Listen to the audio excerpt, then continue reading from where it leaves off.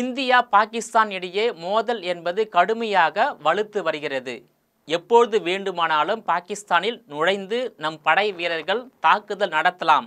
இந்நிலையில்தான் பாகிஸ்தான் ஆக்கிரமிப்பு காஷ்மீர் பகுதியில் எல்லை கட்டுப்பாட்டு கோட்டின் அருகே உள்ள 13 தொகுதிகளில் வசிக்கும் மக்கள் 2 மாதத்துக்கான உணவுப் பொருட்களை சேமித்து வைத்து கொள்ள வேண்டும் என்று அறிவுரை வழங்கப்பட்டுள்ளது. இதனால் இந்தியா பாகிஸ்தான் இடையே பெரிய போர் வெடிக்கிறதா என்ற கேள்வி எழுந்துள்ளது. ஜம்மு காஷ்மீரின் பகல்காமில் கடந்த மாதம் 22ஆம் தேதி பயங்கரவாதிகள் நடத்திய துப்பாக்கி சூட்டில் 26 அப்பாவி சுற்றுலா பயணிகள் மரணமடைந்தனர். இந்த தாக்குதலை பாகிஸ்தான் ஆதரவு பயங்கரவாத அமைப்பான தி ரெசிஸ்டன்ட் ஃப்ரண்ட் என்ற அமைப்பு நடத்தியுள்ளது. இதுக்கு பதிலடி கொடுக்க நம் படை வீரர்கள் தயாராகி வருகின்றனர். விரைவில் பாகிஸ்தானுக்கு உரிய பதிலடியை நம் படை வீரர்கள் கொடுக்க உள்ளனர்.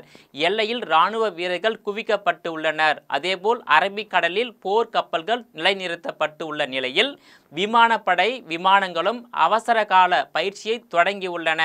அதேபோல் பாகிஸ்தானும் ஏவுகணை சோதனைகளை மேற்கொண்டு வருகிறது.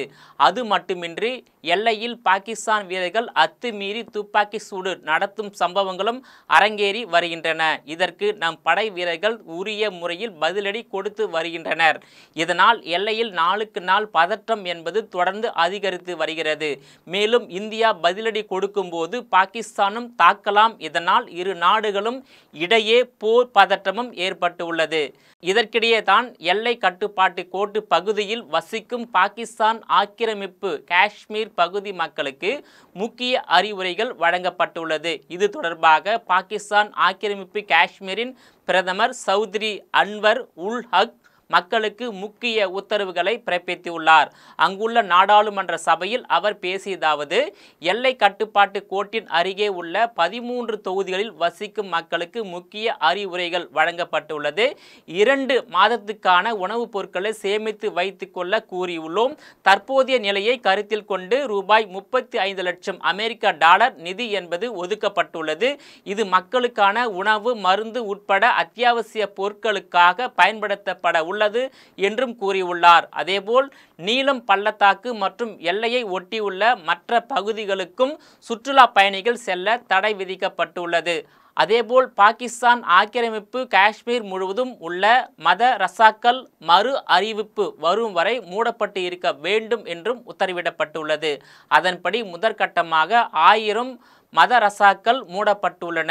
அது மட்டுமின்றி பொதுமக்கள் தேவையின்றி வீடுகளை விட்டு வெளியே வர வேண்டாம் என்றும் அறிவுரை வழங்கப்பட்டுள்ளது. இது தவிர அவசர உதவிக்கான கட்டுப்பாட்டு மையமும் அமைக்கப்பட்டுள்ளது. இந்த முன்னெச்சரிக்கை நடவடிக்கையின் பின்னணியில் முக்கிய காரணம் உள்ளது.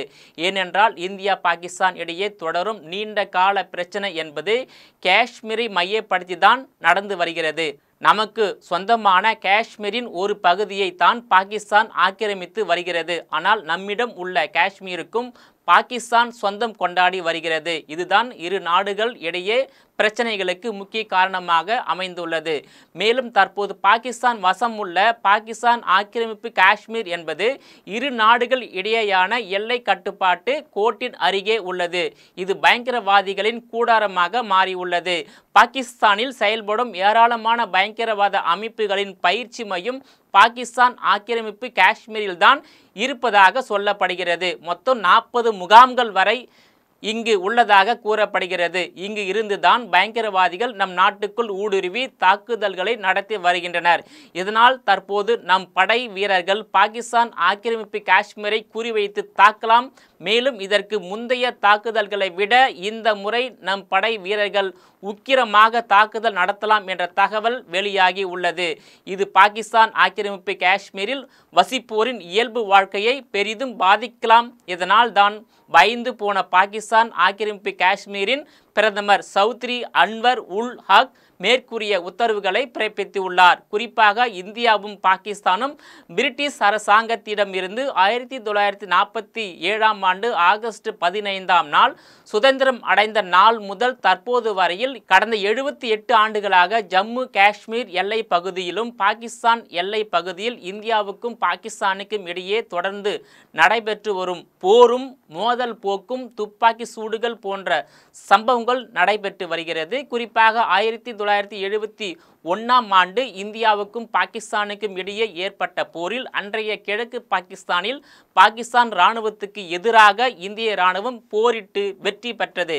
13 நாட்கள் நடைபெற்ற போரில் பாகிஸ்தான் இராணுவம் இந்திய இராணுவத்திடம் சரணடைந்தது. அதேபோல் 1999ஆம் ஆண்டு மே மாதம் முதல் ஜூலை வரை இந்தியாவுக்கும் பாகிஸ்தானுக்கும் இடையில் ஜம்மு காஷ்மீர் மாநிலத்தின் கார்கில் நகரின் அருகே உள்ள டைகர் மலைப்பகுதியில் போர் நடந்தது.